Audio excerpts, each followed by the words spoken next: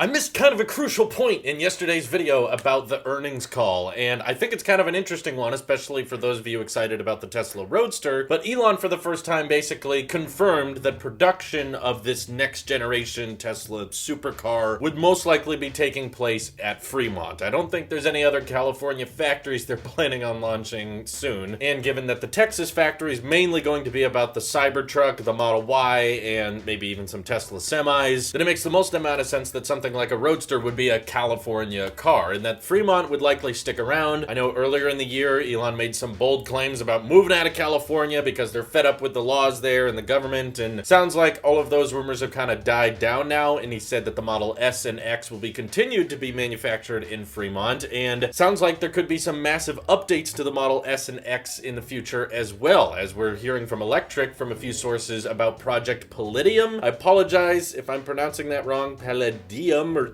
some other way, but apparently it's Tesla's top secret project to bring not just internal refreshes to the Model S and X, but also external body changes as well. We definitely saw some body changes with the Nürburgring plaid powertrain Tesla was testing out, and now there's a few sources confirming that Tesla is working on actually changing the body style of the Model S and X along with the new plaid powertrain. And of course, we know about Project Roadrunner as well, which is their next generation batteries, which their trial production of will be not far from Fremont, and they will likely be implemented into the Model S and X first. Sounds like it could be the biggest updates to the Model S and X ever, and at the same time, sounds like Fremont may be the great place to build the Roadster, which is appropriate given Tesla was kind of a Silicon Valley company from the start. There's all kinds of footage of them driving around the original Roadster out in California, so why not build the second gen there as well? Kind of their legacy and reach their roots, whereas, yeah, the Cybertruck, that's gonna do pretty well more out in the Midwest, Central US. So it makes sense to build them out there. That's where most pickup truck sales are, but not the Roadster. You don't need to sell the Roadster in Texas. I'm sure there's some of you out there that would be into it, but I think it's safe to assume now that the Roadster S and X are likely going to be kind of given the fleet treatment of this is our luxury lineup, this is our next generation batteries, this is our off the charts range, as of course you're gonna get well over 600 miles of range with the Roadster, and now you're already getting over 400 miles of range with the Model S, which is awesome. And the exciting part on that earnings call was that Elon said he was very, very excited to bring all of these different products they have in their pipeline out into the market within the next 12 to 18 months. So it was kind of a little thought off the top of his head. He could have been getting a little too ahead of himself there, but the way I took that was he expects the Roadster to potentially be out in the next 12 to 18 months. I know in an interview with Joe Rogan, he talked about how they want to do the Cybertruck first, so they're prioritizing that. And while I'm sure that is the case, they want to get moving on that Texas factory ASAP and getting those out into the market, I'm still thinking now that it might be possible for Tesla to work on both simultaneously, right? I mean, the assembly lines and factories that are working on the Cybertruck are going to be totally separate and totally different from the teams working on the Roadster, and now we know that batteries are going to be built out at the Texas factory as well. So why does the launch of the Tesla Roadster have to interfere with the launch of the Cybertruck, right? If they're building new battery cell production plants at the Fremont factory right now that we're likely going to get tours of on Battery Investor Day, then why not launch the Roadster next year? At the very worst end of next year. It's already late, I get that, and as Elon has talked about, the Roadster is very much like dessert. It's not really a high priority, which makes sense. It's a very low volume vehicle. It's not that practical, and I don't imagine it making any kind of drastic changes to Tesla's lineup or their presence in the market, but the Roadster is almost pure